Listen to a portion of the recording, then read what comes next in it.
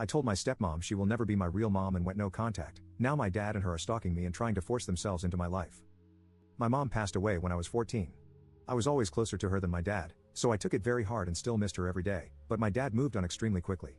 I'm talking about 1.5 months later, and he was openly dating his current wife, whom I suspect he was cheating with on my mom when she was still alive. She moved in 4 months after my mom's passing. Then, 9 months after her passing, they announced their engagement on my birthday as one of my gifts. I obviously didn't take it well. I made a scene, dumped the cake they got me, and walked out. I disappeared for a few days until they were about to put out a missing person report, and I was forced to go back home. They tried to get rid of all evidence of my mom ever living there, as in, they tried to remove all pictures, personal effects, memories, and other belongings from my mom. I kept what I could and hid some others. They wouldn't let me celebrate her birthday or anything related to my mom. They tried to force me to call my stepmom mom, but I never did, and they would ignore me when I called her by her name. She would introduce herself as my mom, and I would correct her every time. It got to the point that I stopped talking to her unless absolutely necessary, or if I was correcting her, and these talks were usually one-word answers. My dad got angry every time I didn't call her mom, use her first name, or introduce her as my dad's wife.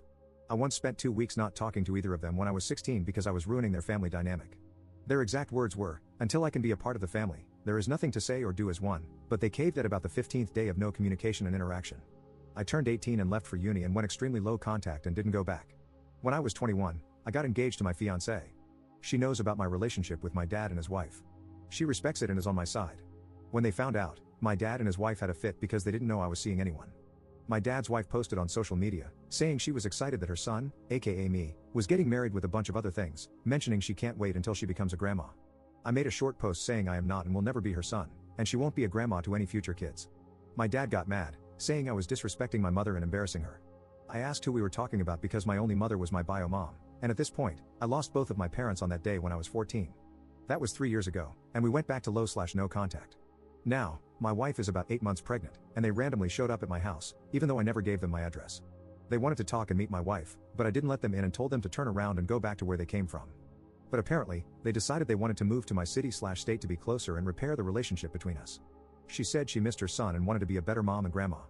I called them delusional, told them to leave, and slammed the door. They then bought a house about 5 minutes away from us. This has all been way too much for me, and my therapist wants me to let them in, but I would rather cut all contact. It wouldn't be so bad if they just would stop trying to replace my mom and act like she never existed. I honestly don't know much about my dad's wife.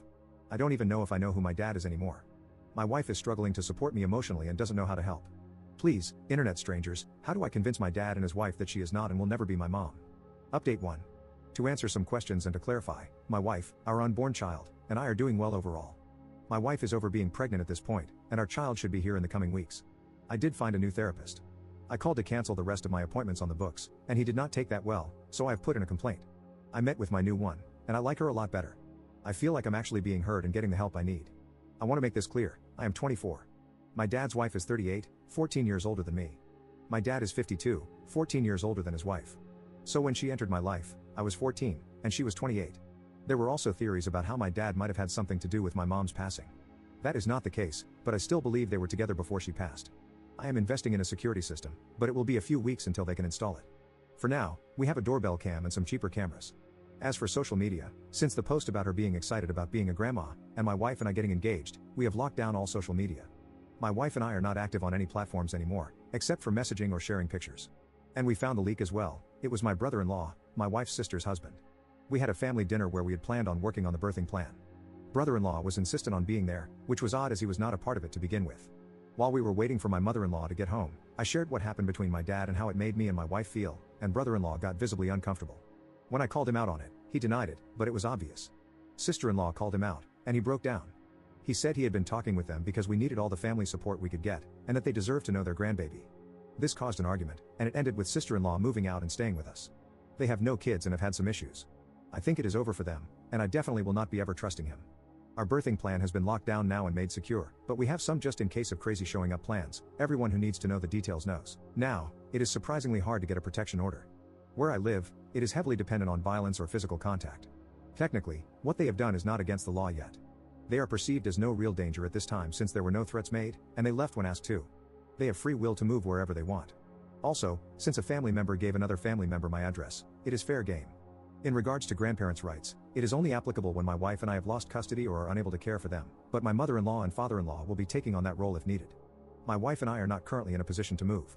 We just bought our house when interest rates were low, and my in-laws helped with the down payment. It is nothing massive, but it is home and perfect for our starter family. My dad and his wife are unable to have kids. I don't know from which side it made it impossible, so that may be why the constant pressure. I did write my dad a letter summing up why I want no contact, how I feel about what they did, and emphasizing that his wife is not my mom and never will be. If I feel like giving them a chance, it is on me and my family's terms, specifying that my family is me, my wife, and any possible children moving forward. They are not to talk to my wife or me at any time unless it is through our lawyer. He can decide what information to pass on. They are not welcome around us at any point, including our house, school, daycare, social gatherings, birthdays, Christmas, BBQs, etc., as well as in public. We are strangers. Keep space and act like we don't exist. If they break this, they will get a follow-up letter, up to and including a protection order. The letter was quite long. Our lawyer looked it over, and my wife and I signed it. Then he signed it as well, and it was notarized. We made legal copies for all of our records. My lawyer went with a private delivery service and hand-delivered it to him with a signature of received goods, plus video evidence as well. So far, so good on that end. I'm now focused on my wife and soon-to-be child. I hope I'm ready. I know how not to be a father, so there is that. Is there anything else I should do or think of to protect my family? Update 2. In the weeks leading up to my wife giving birth, things were stressful. I ended up having my first panic attack, which was not fun. My wife helped me through that one. Brother-in-law tried to apologize and get back with my sister-in-law, but messed that up by trying to explain himself again on how he was in the right by reconnecting my parents and my family. After that, their divorce has been moving quickly. My wife giving birth was an amazing experience, for me. The moment I held my child for the first time amazed me. How can I love something so tiny, and whom I just met, so much so quickly? Both the baby and my wife are doing really well. My wife started saying she feels like a cow. I'm not sure how to make her stop, but she keeps randomly mooing at me. My dad and his wife tried to show up at the hospital. Still not sure how they found us or knew where we were, but staff blocked them and covered for us. As a bunch of you said, we would start running into them randomly around town, mainly in grocery and shopping stores. Even if I drove out of my way, we would sometimes bump into one or both of them. Law enforcement still says they are not doing anything against the law and don't seem dangerous or malicious. We did our best to ignore them, stay home, or have a family member get the items. My therapist has sure earned her paycheck in the last few months. My lawyer is trying their best, but the laws, I feel, are against us. Innocent until proven guilty, or in this case, nothing is dangerous until after it is, or hurry up and wait until something bad happens, then we might do something. It is super frustrating. We also moved. Now, I never want to do that again. Good family helps, but with a newborn and crazy people around, it was stressful. I know it doesn't sound possible, and I'm still in disbelief, but my in-laws are amazing and got us in contact with a friend of theirs. Long story short, these friends wanted to downsize since all of their kids moved out. They told my in-laws and brought them over, and we ended up coming up with a really good deal. Our new home is bigger, on more land, but needs a lot of work. It is old and outdated, but we have been making it ours. Since moving, we had not seen my dad or his wife. That was until about 2 weeks ago. I was going to update and write all of the above, but then my lawyer contacted me, saying my dad reached out and wanted to talk. I tried to say hard pass, but they advised me by saying, I think it would be in your best interest, so we set up a date and time in public. 3 days later, at a coffee shop, we met up. Even though we were early, they were waiting for us. It was just my wife and me, and also a paralegal from my lawyer's office undercover. I could see the disappointment in their eyes that our child did not come with us. It started awkwardly. They initiated some small talk, but I just said, what do you want? Well, my dad's health is not well and is going downhill steadily. He may have 2 years at most. They showed scans, doctor's notes, tests, and other items to prove it. I was quiet the entire time they talked, and all I could think about is, that sucks for him. It was like getting news that someone you knew of when you were a child passed away. For me, no real emotion or feelings because I feel like I didn't have a real connection with them. My wife knew I was irritated and tried to silently calm me down.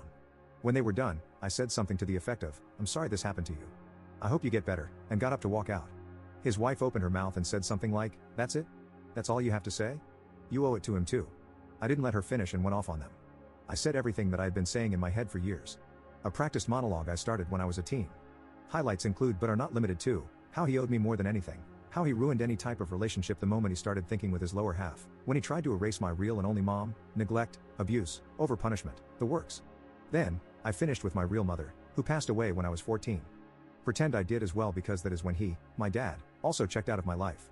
Now, looking back, I find it in a way funny that my 5'4" wife was holding back a 6'3", 200+ guy, but they kinda looked like fish opening and closing their mouths. My wife then escorted me away. When we got to the car, I had my second panic attack.